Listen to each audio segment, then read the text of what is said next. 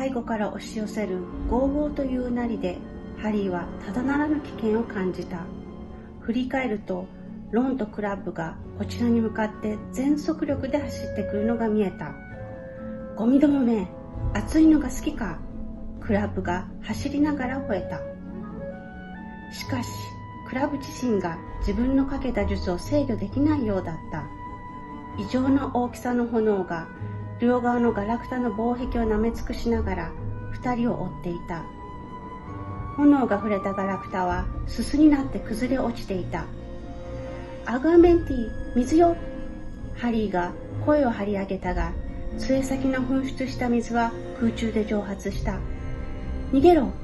アルフォイは失神しているゴイルを掴んで引きずったが、クラブは今や怯えた顔で全員を追い越して逃げ去った。その後を追って飛ぶように走るハリー、ロン、ハーマイオニーのすぐ後ろから炎が追いかけてきた。尋常な火ではない。クラブはハリーの全く知らない呪いを使ったのだ。全員が角を曲がると、炎はまるで知覚を持った生き物が全員を殺そうとして襲ってくるかのように追ってきた。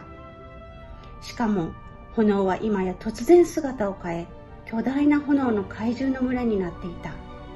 大蛇、キメラ、ドラゴンがメラメラと立ち上がり、また立ち上がった。何世紀にもわたって堆積した瓦礫の山は怪獣の餌食になり、宙に放り投げられ、牙をむいた怪獣の口に投げ込まれたり、足のかぎ爪に蹴り上げられて、最後には地獄の炎に焼き尽くされた。マルフォイ、クラブ、ゴイルの姿が見えなくなった。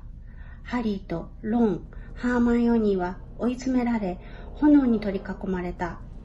炎の怪獣は爪を立て、角を振り、尻尾を打ち鳴らして徐々に囲みを狭め、炎の熱が強固な壁のように3人を包んだ。どうしましょう。ハーマイオニーが耳を浪する炎の轟音の中で叫んだ。どうしたらいいの？これだ。ハリーは一番手近なガラクタの山からがっしりした感じのほうきを2本掴んで1本の脳に放った。ロンはハーマイオニーを引き寄せて後ろに乗せ、ハリーは2本目のほうきにパッとまたがった。3人は強く床を蹴り宙に舞い上がった。噛みつこうとする炎の猛禽のトゲトゲしたくちばしはほんの2、30センチのところで獲物を逃した。煙と熱は耐え難い激しさだった。眼下では呪いの炎が、お尋ね者の生徒たちが何世代にもわたって持ち込んだ禁制品を、何千という禁じられた実験の罪深い結果を、そしてこの部屋に避難した数えきれない人々の秘密を焼き尽くしていた。マルフォイやクラップ、ゴイルは影も形も見えない。ハリーは3人を探して略奪の炎の怪獣すれすれまで舞い降りたが、見えるのは炎ばかりだった。なんてむごい死に方だ。ハリーはこんな結果を望んではいなかった。ハリー、脱出だ、脱出するんだ。ロンが叫んだが、黒煙の立ち込めの中で扉がどこにあるのか見えなかった。その時ハリーは大混乱のただ中に、燃え盛るゴーゴーたる音の中に弱々しく哀れな叫びを聞きつけた。そんなこと、危険すぎる。ロンの叫びを背後に聞きながら、ハリーは空中旋回していた。メガネのおかげで煙から多少は守られ、ハリーは眼下の火の海をくまなく見回した。誰かが生きている印はないか。手足でも顔でもいい。まだ炭になっていないものはないか。見えた。マルフォイが気を失ったゴイルを両腕で抱えたまま、焦げた机の積み重なった今にも崩れそうな塔の上に乗っていた。ハリーは突っ込んだ。マルフォイはハリーがやってくるのを見て片腕を上げた。ハリーはその腕を掴んだが、それではダメだとすぐ分かった。ゴイルが重すぎる。それに汗まみれのマルフォイの手はすぐにハリーの手から滑り落ちた。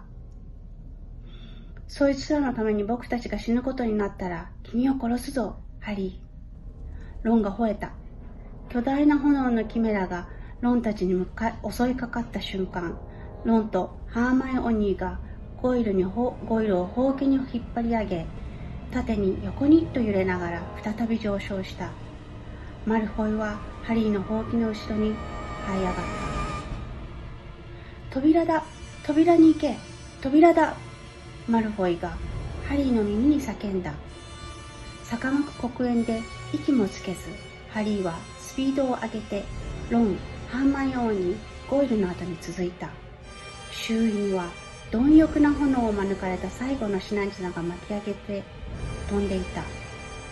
呪いの炎の怪獣たちは勝利の呪いに残った品々を高々と放り上げていた。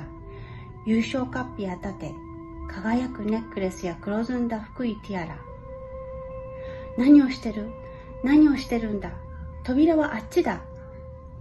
マルフォイが叫んだが、ハリーはヘアピンカーブを切って飛び込んだ。髪飾りはスローモーションで落ちていくかのように見えた。大きく口を開けた大蛇の胃袋に向かって回りながら輝きながら落ちていく。その瞬間、ハリーは髪飾りを捉えた。手首にそれを引っ掛けた。大蛇がハリーに向かって鋭く襲いかかったが、ハリーは再び旋回していた。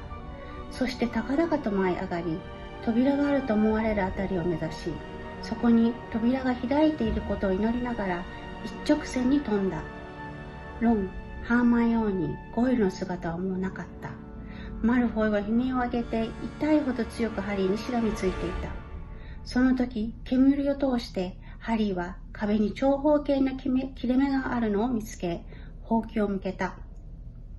次の瞬間、正常な空気がハリーの肺を満たし、二人は廊下の反対側の壁に衝突した。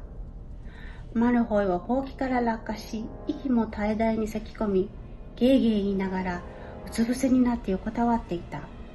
ハリーは転がって上半身を起こした。必要の部屋の扉はすでに消え、ロンとハーマイオーニーが床に座り込んであえいでいた。傍らにはまだ気を失ったままのゴイルがいた。クラブ。アルフォイは口が聞けるようになるとすぐ喉を詰まらせながら言った。クラブ。あいつは死んだ。ロンが厳しい口調で言った。しばらくの間、あえいだり、咳き込んだりする音以外は何も聞こえなかった。やがて、バーンという大きな音が何度も城を揺るがし、透明な騎馬隊の大軍が疾駆していった。騎乗者の脇の下に抱えられた頭が血に飢えた叫びを上げていた。首なし狩人の一行が通り過ぎた後、ハリーはよろよろと立ち上がり辺りを見回した。どこもかしこも戦いの最中だった。退却するゴースの胸の叫びよりももっと多くの悲鳴が聞こえてきた。ハリーは突然旋律を覚えた。ジニーはどこだ？ハリーが鋭い声を上げた。ここにいたのに、必要な部屋に戻ることになっているのに。冗談じゃない。あんな大火事の後でこの部屋がまだ機能すると思うか？そう言いながらロンも立ち上がって胸をさすりながら左右を見回した。手分けして探すか？ダメよ。立ち止まったハーマイオーニーが言った。アルフォイとゴイルは床に力なく伸びたままだった。二人とも杖がない。離れずにいましょう。さあ行きましょうか。ハリー、腕にかけてるもの、何？そうだ。ハリーは手首から髪飾りを外し、目の前に計げた。まだ厚く、すすで黒くなっていたが、よく見ると小さな文字が彫ってあるのが読め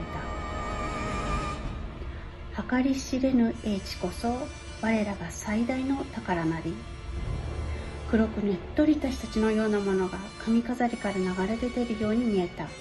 突然、髪飾りが激しく震え、ハリーの両手の中で真っ二つに分かれた。その途端、ハリーは遠くからのかすかな苦痛の叫びを聞いたように思った。皇帝からでも、城からでもなく、たった今ハリーの手の中で、バラバラになったものから響いてくる悲鳴だった。